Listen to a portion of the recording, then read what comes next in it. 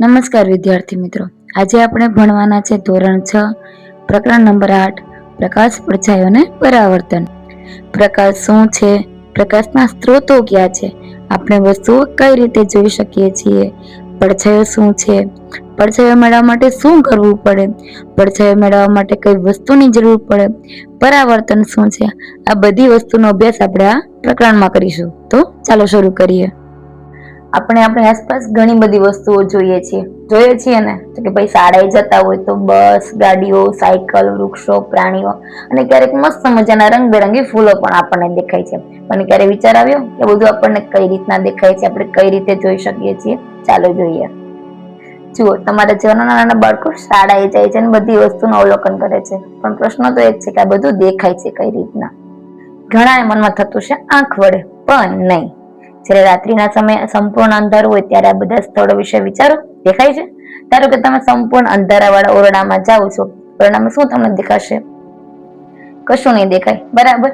પરંતુ જ્યારે તમે કોઈ મીણબત્તી સળગાવો કે ટોર્ચને ચાલુ કરો ત્યારે ઓરડામાં રહેલી બધી વસ્તુ તમને ધીરે ધીરે દેખાશે, ખરું ને? પ્રકાશ વિના વસ્તુઓ જોઈ શકાતી નથી. પ્રકાશ આપણને વસ્તુ જોવા માટે મદદ કરે છે. જો અહીં બે અલગ અલગ ચિત્ર આપેલા છે, એકમાં અંધારું છે અને એકમાં પ્રકાશ છે. એકમાં કશું દેખાતું નથી, એ જ રૂમ છે છતાં પણ કશું નથી દેખાતું, પણ બીજા રૂમમાં મીણબત્તી શરૂ કરવાથી બધું દેખાય છે. ટોર્ચમાં રહેલો બલ્બ એવી વસ્તુ છે જે પોતાનો પ્રકાશ આપે છે. સૂર્ય અને એવો જ એક પદાર્થ છે જે પોતાનો પ્રકાશ આપે છે. દિવસ દરમિયાન તેના પ્રકાશ વડે આપણે વસ્તુ જોઈ શકીએ છીએ. સૂર્ય જેવા પદાર્થો કે જે પોતે પોતાનો પ્રકાશ આપે છે અથવા તો ઉત્સર્જિત કરે છે, તેને શું કહેવાય? પ્રકાશિત પદાર્થો. અહીં સૂર્યપ્રકાશ એ કુદરતી અને ટોર્ચ લાઇટ એ કૃત્રિમ પ્રકાશ આપતા પદાર્થો છે. તો ખુરચી, ચિત્ર કે પગરખાં જેવી વસ્તુ વિશે શું કહેશો? જ્યારે પ્રકાશિત પદાર્થોમાંથી પ્રકાશ આવા પદાર્થો પર પડી અને આપણી આંખ સુધી પહોંચે છે ત્યારે આપણે તે વસ્તુ જોઈ શકીએ છીએ. મતલબ કે પ્રકાશ પહેલા વસ્તુ પર પડે છે, ત્યાંથી આપણી આંખ સુધી પહોંચે છે, પછી આપણે વસ્તુ જોઈ શકીએ છીએ. ત્યારબાદ આપણે જોઈએ 8.1 પારદર્શક, અપારદર્શક અને પારભાસક. તો ચાલો જોઈએ કોને કહેવાય પારદર્શક, અપારદર્શક અને પારભાસક. પ્રકરણ 2 માં આપણે પદાર્થોનું અપારદર્શક, પારદર્શક અને પારભાસકમાં વર્ગીકરણ કરેલું હતું. તો યાદ કરો, કશું યાદ આવે છે? ચાલો હું યાદ કરાવું. જો આપણે કોઈ પદાર્થની આરપાર બિલકુલ ના જોઈ શકીએ તો તે પદાર્થને શું કહેવાય? અપારદર્શક. હા, અપારદર્શક. જો તમે કોઈ પદાર્થની આરપાર સ્પષ્ટ રીતે જોઈ શકો છો, તે પોતાની આરપાર પ્રકાશને પસાર થવા દે છે, તો તેવા પદાર્થને શું કહેવાય? પારદર્શક. તે પછી શું આવે છે? વિચારો જોઈ. અપારદર્શક, પારદર્શક અને એના પછી આવે છે પારભાસક. ચાલો આપણે જોઈએ. કેટલાક પદાર્થો એવા હોય છે જેની આરપાર આપણે જોઈ શકીએ છીએ પરંતુ સ્પષ્ટ રીતે નહીં. આવા પદાર્થોને શું કહેવાય? પારભાસક પદાર્થો. શું? પારભાસક. અહીં પારદર્શક, પારભાસક અને અપારદર્શક ત્રણેયના અલગ અલગ ઉદાહરણ તમને આપેલા છે, જેના વડે તમને ખબર પડે અને તમે સમજી શકો કોને કહેવાય પારદર્શક, અપારદર્શક અને પારભાસક. પ્રવૃત્તિ 1 જોઈએ. તમારી આસપાસ જુઓ તથા શક્ય તેટલા વધુ પદાર્થોને એકઠા કરો. રબર, પ્લાસ્ટિકની ફૂટપટ્ટી, પેન, પેન્સિલ, નોંધપોથી, કાગળનો ટુકડો, ડ્રેસિંગ પેપર અને કાપડનો ટુકડો. આ દરેક પદાર્થમાંથી કોઈ દૂરની વસ્તુ તરફ જોવાનો પ્રયત્ન કરો. આકૃતિ 8.1 માં દર્શાવ્યા મુજબ પ્રકાશને પસાર થવા દે છે અથવા પ્રકાશને પસાર થવા દેતો નથી તે બધા પદાર્થોનું અવલોકન કરો અને કોષ્ટકમાં તેની નોંધ કરો. અહીં આપેલી તમામ વસ્તુ તમારે લેવાની છે અને વારાફરતું જોવાનું છે કે કયો પદાર્થ પારદર્શક છે, અપારદર્શક છે અથવા તો પારભાસક છે. તેની નોંધ કરો. શું દૂરના પદાર્થમાંથી પ્રકાશ કોઈ પદાર્થમાંથી પસાર થઈ તમારી આંખ સુધી પહોંચે છે? જો હા તો એ મુજબ લખો ને જો ના તો એ મુજબ લખો. શું કીધું 8.1 માં? દર્શાવ્યા મુજબ તમારા અવલોકનો નોંધો. શું કીધું? પહેલા વસ્તુ અથવા પદાર્થનું નામ લખવાનું, પછી તે વસ્તુ અથવા પદાર્થમાંથી પ્રકાશ અંદર જઈ શકે કે ના જઈ શકતો તે તમારે લખવાનું છે અને બાજુમાં લખવાનું કે તે પદાર્થ કેમ આવે છે? પારદર્શક, અપારદર્શક અથવા તો પારભાસક. પહેલું છે પેન્સિલ. તો શું? જરા પણ નહીં, તમને એની આરપાર જરા પણ દેખાશે નહીં. તેટલા માટે તે કેવો પદાર્થ છે? અપારદર્શક. તે પછી છે રબરનો દોરડો, તે પણ અપારદર્શક. અને ત્યાર પછી છે છેલ્લે લખવાનું કાગળ, તેમાં પણ તમને ચોક્કસ દેખાશે નહીં, તેથી તે પણ કેવો છે? અપારદર્શક. આપણે જોઈએ છીએ કે આપેલો પદાર્થ અથવા તો સામગ્રી પ્રકાશને સંપૂર્ણ પસાર થવા દે છે, અપૂરતો પસાર થવા દે છે કે જરાય પસાર થવા દેતો નથી. તેના આધારે તે પારદર્શક, પારભાષક અને અપારદર્શક હોઈ શકે છે. ત્યારબાદ આવે છે 8.2 પડછાયા હકીકતમાં શું છે. ચાલો તો આપણે એના વિશે ભણીએ. પ્રવૃત્તિ 2. હવે એક પછી એક દરેક અપારદર્શક પદાર્થને જમીનથી સહેજ ઉપર સૂર્યપ્રકાશની સામે વારાફરતું પકડી રાખવાનું છે. તમે જમીન પર શું જોવો છો? તમને પણ ખબર છે અને તમે જાણો પણ છો કે જમીન પર જોવા મળતો ઘેરા રંગનો ભાગ તે શું છે? પડછાયો.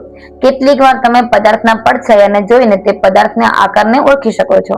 આકૃતિ 8.2 ઘણીવાર વસ્તુના પડછાયા પરથી તેના આકાર વિશે જાણી શકાય છે. જમીન પર કાગળનો એક ટુકડો મૂકો, થોડી ઊંચાઈ જાણીતો અપારદર્શક પદાર્થ પકડી રાખો કે જેથી તેનો પડછાયો જમીન પરના કાગળના ટુકડા ઉપર પડે. શું કીધું છે કે કોઈ પણ એક અપારદર્શક પદાર્થ લઈ લેવાનો, બરાબર, અને પછી જમીન ઉપર એક કાગળનો ટુકડો મૂકી દેવાનો અને તે અપારદર્શક પદાર્થને તમારે સૂર્યપ્રકાશની સામે રાખવાનો. સૂર્યપ્રકાશની સામે રાખતા તે અપારદર્શક પદાર્થનો પડછાયો ક્યાં પડશે? કાગળના ટુકડા ઉપર. તમે જ્યારે પદાર્થને પકડ્યો હોય ત્યારે તમારા મિત્રને પડછાયાની બાહ્ય રેખા અંકિત કરવાનું કહો. આવી જ રીતે બીજા બધા પદાર્થના પડછાયાની બાહ્ય રેખા પણ તમારે દોરવાની છે. હવે પડછાયાની આ બાહ્ય રેખા ઉપરથી તમારા અન્ય મિત્રોને પદાર્થને ઓળખવાનું કહો. કેટલા પદાર્થોને તેઓ સાચી રીતે ઓળખી શક્યા તે તમારે જોવાનું છે. અંધારા ઓરડામાં કે રાત્રે જ્યારે પ્રકાશ ન હોય ત્યારે શું તમે તમારા પડછાયાનું અવલોકન કર્યું છે? શું જ્યારે ઓરડામાં ફક્ત પ્રકાશનો સ્ત્રોત હોય અને બીજું કાંઈ ન હોય ત્યારે તમે પડછાયાનું અવલોકન કર્યું છે? આનો અર્થ શું થાય? આનો અર્થ એવો થયો કે પડછાયો જો આપણને પ્રકાશનો સ્ત્રોત અને એક અપારદર્શક પદાર્થની જરૂર પડે છે. બીજું પણ કંઈ જરૂરી છે? ચાલો જોઈએ. પ્રવૃત્તિ 3. આ પ્રવૃત્તિ તમારે અંધકારમાં કરવાની છે. સાંજના સમયે તમારા થોડા મિત્રોને લઈ અને ખુલ્લા મેદાનમાં જતું રહેવાનું. તમારી સાથે શું લઈ જવાનું છે? તો કે એક તો ટોર્ચ અને બીજું એક મોટું કાર્ડબોર્ડ અથવા તો કોઈ પણ પુઠ્ઠું લઈ જવાનું. ટોર્ચને જમીનથી નજીક પકડી રાખીને ઉપરની તરફ પ્રકાશિત કરો જેથી તમારા મિત્રના ચહેરા ઉપર પ્રકાશ પડે. તમારી પાસે આ પ્રકાશનો એક સ્ત્રોત છે જે અપારદર્શક પદાર્થ ઉપર પડે છે. જો તમારા મિત્રની પાછળ કોઈ વૃક્ષ, મકાન કે અન્ય પદાર્થો ન હોય તો તમારા મિત્રના માથાનો પડછાયો જોઈ શકશો? ના. શું કામ નહીં જોઈ શકો? હવે તો તમારી પાસે એક અપારદર્શક પદાર્થ એટલે કે તમારો મિત્ર પણ છે અને પ્રકાશનો સ્ત્રોત એટલે કે એક ટોર્ચ પણ છે, છતાં પણ તમે કેમ પડછાયાને જોઈ શકતા નથી? ચાલો જોઈએ. આનો અર્થ એ નથી કે તેનો પડછાયો હોતો નથી. અંતે ટોર્ચનો પ્રકાશ તેના શરીરમાંથી બીજી તરફ પસાર થતો જ નથી. હવે બીજા મિત્રને તમારા મિત્રની પાછળ કાર્ડબોર્ડ પકડી રાખવાનું કહો. શું હવે કાર્ડબોર્ડ પર પડછાયો દેખાય છે? આકૃતિ 8.3 માં જુઓ. દેખાય છે ને? એવો જ પડછાયો તમને પણ જોવા મળશે ત્યારે તમે પણ કાર્ડબોર્ડનો ઉપયોગ કરશો. આનો અર્થ શું થયો? આનો અર્થ એ થયો કે પડછાયો હંમેશા પડદા પર જ મેળવી શકાય છે. મેદાન, ઓરડાની દિવાલો, ઇમારતો કે અન્ય સપાટીઓ, રોજિંદા જીવનમાં તમે જે પડછાયા જુઓ છો તેમના માટે પડદા તરીકે જ વર્તે છે. પડછાયા આપણને પદાર્થના આકાર વિશે કેટલીક માહિતીઓ આપે છે. ઘણીવાર પડછાયા આપણને તેમના આકાર વડે ખોટા માર્ગે અથવા તો ગેરમાર્ગે પણ દોરી શકે છે. ચાલો જોઈએ. આકૃતિ 8.4 માં આપણા હાથ વડે તૈયાર કરાયેલ કેટલાક એવા પડછાયા દર્શાવ્યા છે જે આપણને કોઈ પ્રાણી ના હોય તેવું માનવા માટે પ્રેરે છે. ચાલો જોઈએ અને આનંદ માણીએ. તમે પણ તમારા ફ્રી સમયમાં આ બધું કરી શકો છો અને પડછાયાની મોજ માણી શકો છો. આવું કરજો. પ્રવૃત્તિ 4. તડકો હોય તેવા દિવસે શાળાના મેદાનમાં એક ખુરચી મૂકવાની. ખુરચીના પડછાયા પરથી તમે શું અવલોકન કર્યું? બાજુનું ચિત્ર જોજો. શું પડછાયો ખુરચીના આકારનું ચોક્કસ ચિત્ર બનાવે છે? તો ખુરચીને થોડી ફેરવવામાં આવે તો પડછાયો આકાર કઈ રીતે બદલાય છે તે તમે પ્રેક્ટિકલ કરીને જોઈ લેજો. ત્યારબાદ એક પાતળી નોંધપોથી લેવાની અને તેનો પડછાયો જોવાનો છે. પછી એક લંબચોરસ ખોખું લેવાનું અને તેનો પણ પડછાયો જોવાનો છે. બંનેના પડછાયા તમને મેં બાજુમાં ચિત્રમાં આપેલા છે. શું આ બંને પડછાયાના આકાર સમાન દેખાય છે? ખરેખર જોઈએ તો ના, બંનેના આકાર સમાન તમને નહીં દેખાય. વિવિધ રંગના પુષ્પ અથવા તો અન્ય પદાર્થ લો અને તેમના પડછાયાને જુઓ. દાખલા તરીકે લાલ ગુલાબ અને પીળું ગુલાબ લો અને તેના પડછાયાને જોવાનો પ્રયત્ન કરો. શું પડછાયા અલગ અલગ રંગના દેખાય છે? મતલબ કે લાલ ગુલાબનો પડછાયો લાલ રંગનો, પીળા ગુલાબનો પડછાયો પીળા રંગનો દેખાય છે? નહીં? બરાબર. એનો મતલબ શું થયો? એનો મતલબ એવો થાય કે પદાર્થનો રંગ કોઈ પણ હોય તેનો પડછાયો કેવો પડશે? કાળા રંગનો. બરાબર છે. એક લાંબુ ખોખું લેવાનું અને જમીન પર પડતો તેનો પડછાયો જોવાનો. જ્યારે તમે ખોખાને ફેરવો છો ત્યારે તમે જુઓ છો કે પડછાયાનું કદ પણ બદલાય છે. ખોખાનો પડછાયો ક્યારે સૌથી લાંબો હોય છે અને ક્યારે સૌથી ટૂંકો હોય તે તમારે જોવાનું. બાજુમાં મેં બંને આકૃતિ આપેલી છે અને ક્યારે પડછાયો લાંબો હોય છે અને ક્યારે પડછાયો ટૂંકો હોય તે પણ તમને સમજાવ્યું છે. ચાલો આપણે આ લાંબા ખોખાને સાદો કેમેરો બનાવવા માટે ઉપયોગમાં લઈએ અને આપણો સરસ મજાનો પિનહોલ કેમેરા બનાવીએ. તમે વિચારતા હશે કે કેમેરા બનાવવા માટે ઘણી બધી વસ્તુની જરૂર પડે છે. વાસ્તવમાં નહીં. જો આપણે સાદો પિનહોલ કેમેરો જ બનાવવો હોય તો આપણે ઘણી બધી વસ્તુની જરૂર નથી પડતી. માત્ર 2 ખોખાની જરૂર પડે છે. ચાલો જોઈએ. પેલું, પૂંઠાના એવા 2 ખોખા લો કે જેથી એક ખોખું બીજા ખોખાની અંદર આરામથી જઈ શકે અને વચ્ચે જગ્યા પણ વધારે ના લે. બીજું, બંને ખોખાને એક બાજુને કાપી નાખો. સ્ટેપ 2 માં તમને દેખાય છે તે મુજબ બંને ખોખાને એક બાજુને વ્યવસ્થિત રીતના કાપી નાખો. ત્રીજું, મોટા ખોખાની જે બાજુ કાપી છે તેની વિરુદ્ધ બાજુ પર બરોબર વચ્ચે એક નાનકડું કાણું પાડો. આકૃતિ 8.5 માં તમને જે દર્શાવ્યું છે તે મુજબ. ચોથું શું કરવાનું છે? નાના ખોખાના વચ્ચેથી 5-6 સેમીનો ચોરસ કાપી લો. ખોખાના ખુલ્લા ચોરસને ટ્રેસિંગ પેપર એટલે કે અર્ધ પારદર્શક કાગળ વડે ઢાંકી દો. આકૃતિ 8.5b માં તમને જે મુજબ મેં દર્શાવ્યું છે તે મુજબ જ કરવાનું છે. પાંચમું, નાના ખોખાને છિદ્રવાળા મોટા ખોખાની અંદર એવી રીતે સરકાવો કે જેથી ટ્રેસિંગ પેપર વાળી બાજુ અંદરની તરફ રહે. આકૃતિ 8.c માં જે દર્શાવ્યું છે તે મુજબ જ.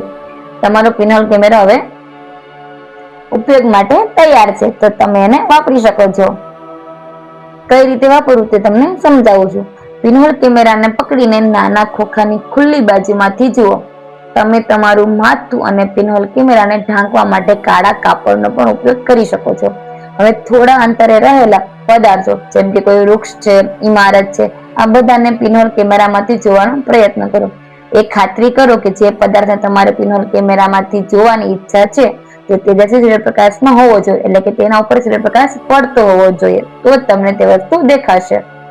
જ્યાં સુધી બીજા છેડે લગાવેલ ટ્રેસિંગ પેપર પર ચિત્રો જોવા ન મળે ત્યાં સુધી નાના ખોખાને આગળ અથવા તો પાછળ એમ ખસેડતા રહો. શું પડછાયા કરતા પિનહોલમાં પ્રતિબિંબો જુદા છે? તમારા પિનહોલ કેમેરા વડે તેજસ્વી સૂર્યપ્રકાશમાં ફરતા વાહનો કે રોડ તરફ જતા લોકોને તમે ધ્યાનથી જુઓ. તમને શું કઈ અલગ દેખાય છે? નથી દેખાતું? દેખાશે. થોડું વ્યવસ્થિત જુઓ.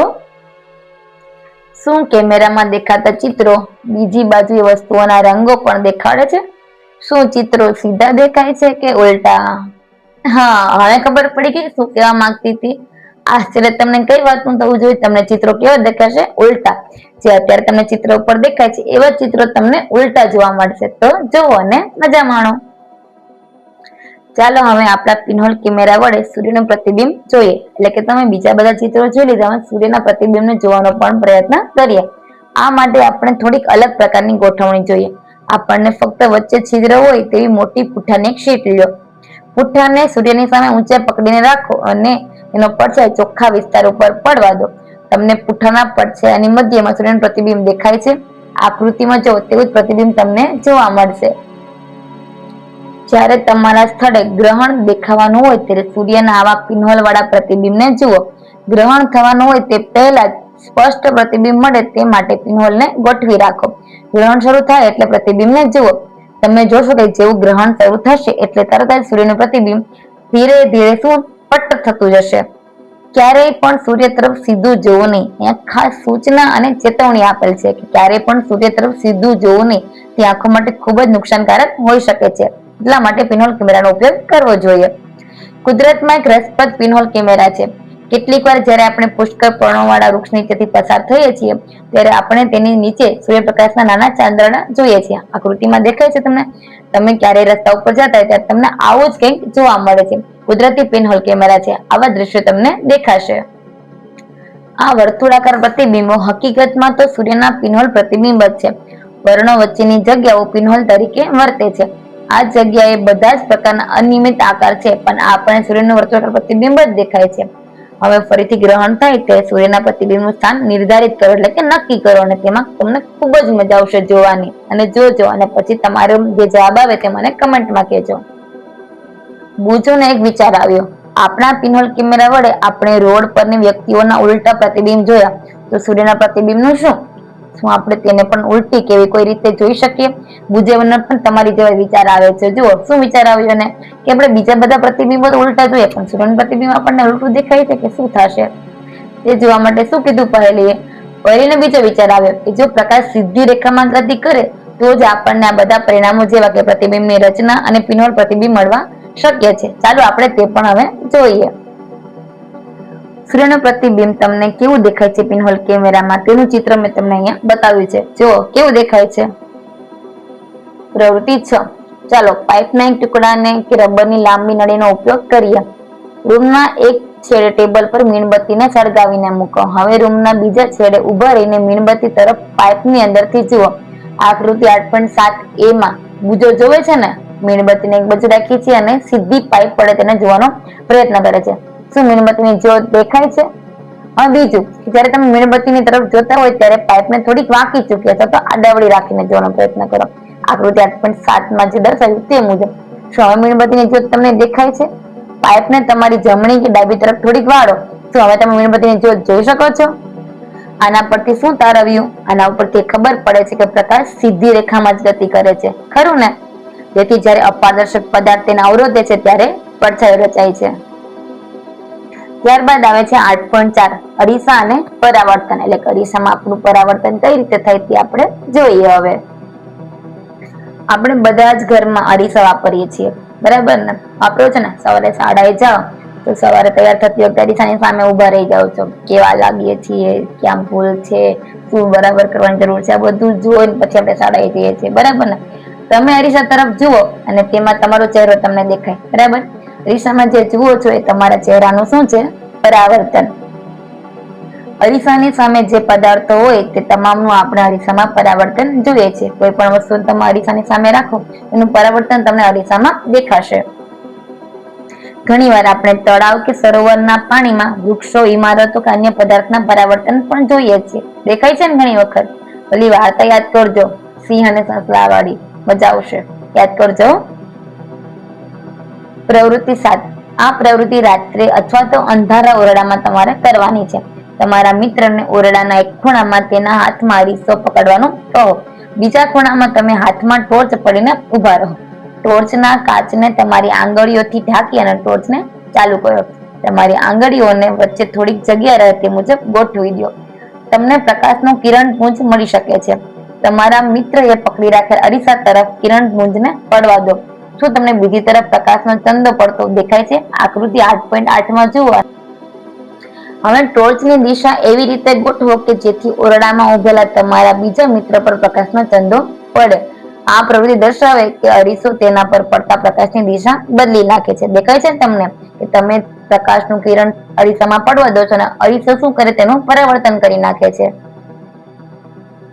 અહીં એક એવી પ્રવૃત્તિ દર્શાવેલી છે કે જે દર્શાવે કે પ્રકાશ સીધી રેખામાં જ ગતિ કરે છે અને અરીસા દ્વારા તેનું પરાવર્તિત અથવા તો પરાવર્તન થાય છે. પ્રવૃત્તિ 8 માં જુઓ. એક મોટી થર્મોકોલની શીટ લેવાની અને તેની એક બાજુ પર કાંચકો લગાવવાનો છે. આકૃતિમાં તમને દેખાય એ મુજબ જ.